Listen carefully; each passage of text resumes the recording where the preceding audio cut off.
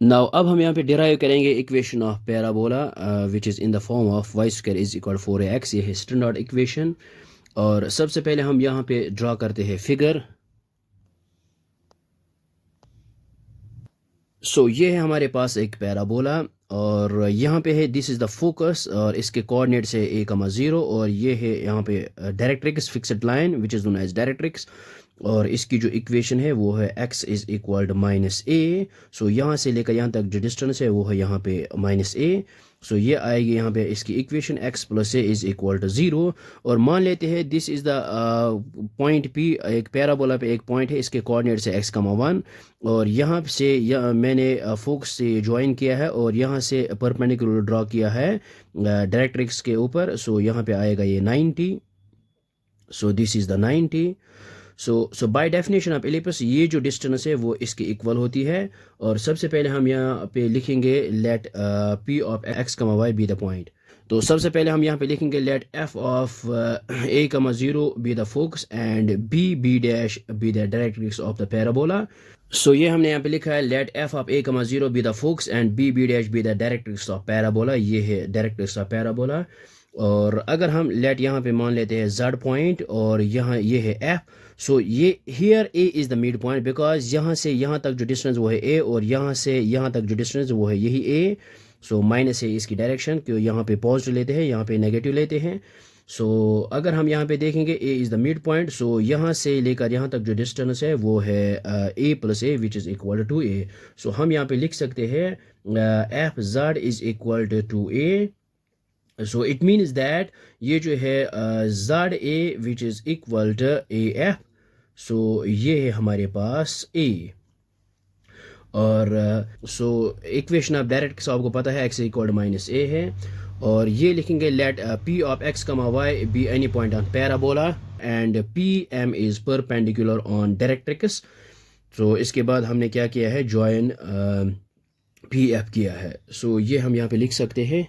सो ये हमने यहाँ पे लिखा है let p of x,y be any point on parabola ये एंड pm इज़, हमने यहाँ पे क्या किया है, pm is perpendicular on directrix यानी b डैश ज्वाइन। इसके बाद हमने यहाँ पे ज्वाइन किया है pf।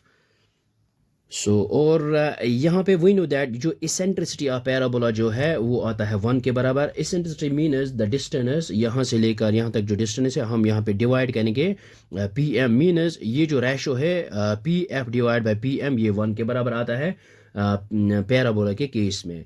सो इसको हम यहाँ पे लिख सकते हैं।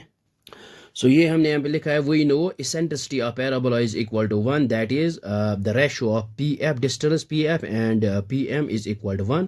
तो इसेंट्रिसिटी हम ई से डिनोट करते हैं। तो यहाँ पे हम लिख सकते हैं ये जो है pf इज इक्वल टू ये है pm। So the distance pf is equal to pm। तो by definition of ellipse so ये हमने ऑलरेडी लिखा है। हम यहाँ पे ये भी लिख सकते हैं we know that pf is equal to pm by the definition of ellipse.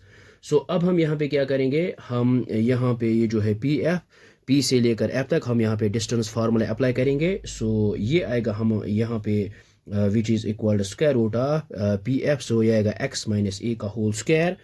सो यहाँ पे लिख सकते हैं x माइनस a का होल स्क्वायर प्लस आएगा यहाँ पे y माइनस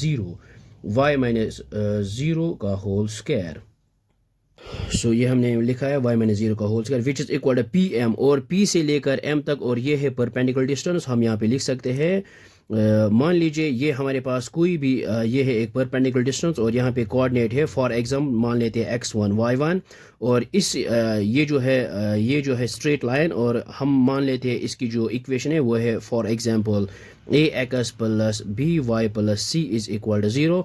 और जब हम परपेंडिकुलर डिस्टेंस यहाँ पे फाइंड आउट करते हैं तो ये आता है मॉड ऑफ ax और ये जो है x की जगह x1 कोऑर्डिनेट यूज़ करते हैं प्लस by1 और प्लस आएगा c ये फिर है whole divide by square root of और इसका जो कोफिशिएंट है वो है a, यहाँ पे स्क्वायरिंग करते हैं a square plus b square.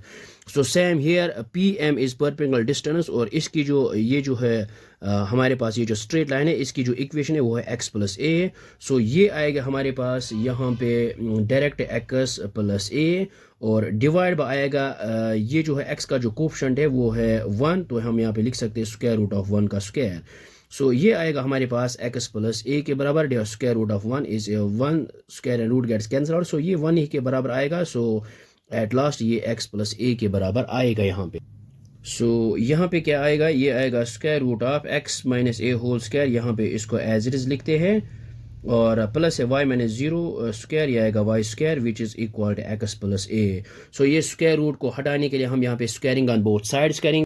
So ये हमने यहाँ पे लिखा है squaring on both side. So ये आएगा हमारे पास x माइनस ए का होल स्क्वायर, सो प्लस है y स्क्वायर, लेकिन यहाँ पे आएगा whole square which is equal, यहाँ पे भी x प्लस ए का होल स्क्वायर। सो यहाँ पे हम स्क्वायर एंड रूट को यहाँ पे कैंसिल आउट करते हैं। सो ये आएगा x minus a whole square, इसको हम यहाँ पे लिख सकते हैं अब।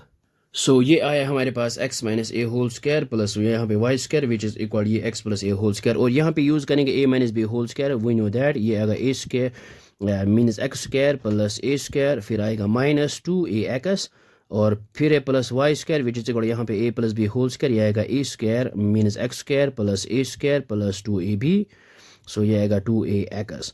सो अब हम यहाँ पे क्या करेंगे, ये जो है बीच में इक्वलिटी है, ये जो है ये x स्क्वायर और ये x स्क्वायर यहाँ पे कैंसिल आउट हो जाएगा, और ये a स्क्वायर और ये a स्क्वायर यहाँ पे कैंसिल आउट हो जाएगा।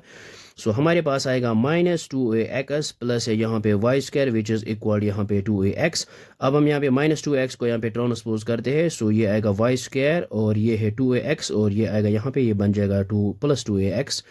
सो y square is equal 2ax plus 2x, ये आएगा 4ax। So this is the required standard equation of parabola.